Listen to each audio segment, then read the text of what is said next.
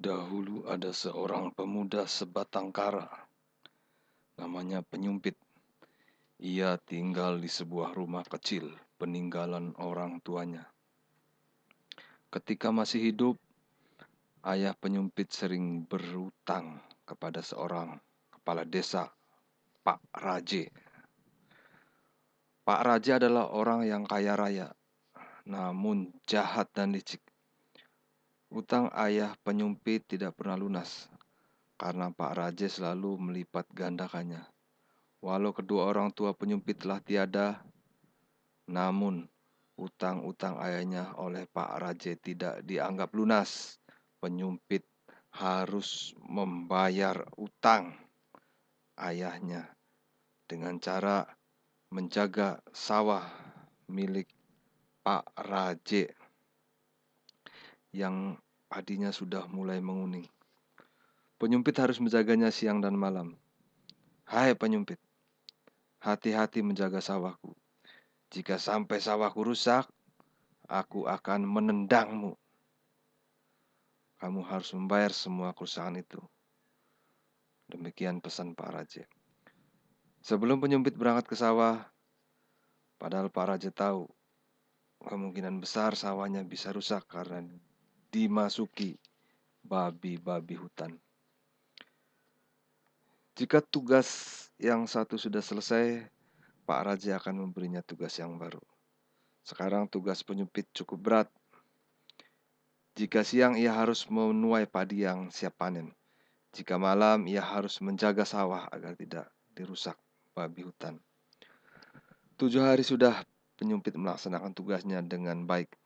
Pada hari ke-8, ketika sedang asik duduk di danau mengawasi sawah Pak Raje, tampak sesosok babi hutan memasuki wilayah persawahan Pak Raje. Dengan cekatan, Penyumpit melemparkan tombak yang ia bawa ke arah babi hutan. Dari kejauhan terdengar pekik kesakitan babi hutan. Ternyata mata tombak Penyumpit mengenai kaki babi hutan. Penyumpit cepat berlari ke arah babi hutan yang terluka. Namun, babi hutan tersebut sudah hilang lenyap. Hanya ada tetesan darah dari tubuh babi hutan itu yang berceceran di sepanjang jalan. Penyumpit mengikuti jejak tetesan darah itu hingga ke dalam hutan. Ia ingin mengetahui letak persembunyian para babi hutan. Makin lama semakin dalam ia masuk ke hutan. Hingga suatu ketika Penyumpit dikagetkan oleh berubahnya babi yang ia lukai menjadi seorang putri yang sangat cantik. Ia pun terdiam beberapa saat, seolah tak percaya dengan apa yang dilihatnya. Wahai putri yang cantik, kaukah babi yang terluka tadi? Tanya Penyumpit. Benar, akulah yang tadi menjelma menjadi seekor babi. Namaku Putri Malam, ucap gadis cantik itu sambil beritik kesakitan.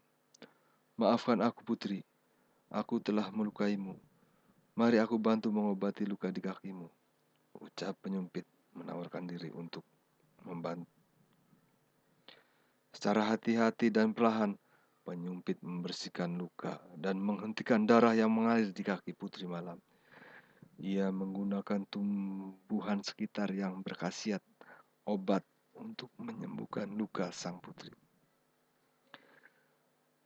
Keesokan harinya, Putri Malam sudah bisa berjalan kembali. Sebagai tanda terima kasih, ia memberikan beberapa bungkusan yang berisi kunyit, buah nyatol, daun simpur, dan buah jering kepada Penyumpit. Ingat ya, kamu baru boleh membuka bungkusan ini setelah tiba di rumah, pesan sang putri. Penyumpit akhirnya kembali ke rumah dan mematuhi pesan Putri Malam. Setibanya di rumah, ia segera membuka bungkusan tadi. Betapa terkejutnya ia. Ternyata bungkusan yang berisi rempah-rempah itu berubah menjadi emas, berlian, permata, dan intan. Si Penyumpit kini menjadi orang yang kaya raya. Kemudian ia pergi ke rumah Pak Raje untuk membayar semua utang-utang almarhum ayahnya. Selain itu, Ia juga terbebas dari tindakan sewenang-wenang Pak Raje yang mempekerjakannya siang dan malam. Pak Raje tak habis pikir melihat penyumpit dapat melunasi utang-utang almarhum ayahnya yang berjumlah besar. Dari mana kamu mendapat uang sebanyak ini? Jangan-jangan kamu telah mencuri ya? Aku tidak mau menerima harta haram, ucap Pak Raje. Maaf Tuan, saya tidak pernah mencuri dari siapapun. Ini saya dapatkan dengan halal. Ada seorang putri cantik yang baik hati memberikan ini semua kepada saya. Penyumpit menjelaskan. Putri? Siapa? Siapa putri itu? Tanya Pak Raja penasaran. Penyumpit menjelaskan peristiwa malam itu. Ia mengatakan semuanya kepada Pak Raja. Sampai dia mendapatkan bungkusan dari putri malam yang isinya telah berubah menjadi barang-barang berharga. Rupanya Pak Raja tertarik untuk mendapatkan harta dengan cara yang mudah. Diam-diam Pak Raja ingin meniru apa yang pernah dilakukan penyumpit. Ia ingin menjaga sawahnya dan kemudian menombak babi hutan yang masuk ke sawahnya. Pak Raja mengikuti babi yang terluka dan masuk ke dalam hutan. Di dalam hutan ia mengobati babi hutan yang terluka. Sesudah itu, hehehe, dia akan mendapat harta berlimpah. Malam itu Pak Raja menjelaskan keinginannya. Ia menjaga sawahnya, tapi karena tidak terbiasa berjaga malam, ia pun mengantuk dan tertidur pulas. Pada saat ia tertidur, puluhan babi hutan bertubuh besar menyerangnya bertubi-tubi. Ada yang menyeruduk, ada yang menginjak-injak tubuh Pak Raja. Pak Raja mati mengenaskan dengan tubuh sobek-sobek di sana sini. Esok harinya, berita kematian Pak Raja tersebar ke seluruh kampung. Putri tertua Pak Raja menyampaikan kejadian itu pada penyumpit.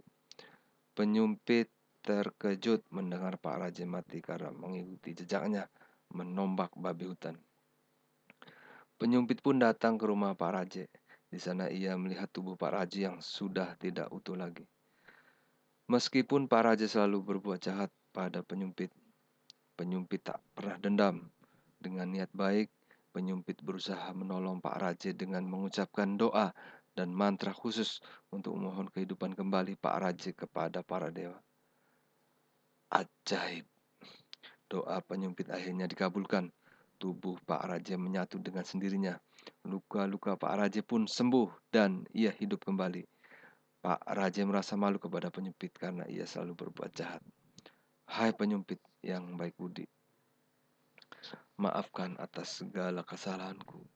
Aku telah berbuat salah kepadamu dan keluargamu. Sebagai rasa terima kasihku kepadamu, kamu kunikahkan dengan anakku, ucap Pak Raja pada penyumpit. Berapa hari kemudian, penyumpit menikah dengan anak perempuan Pak Raja.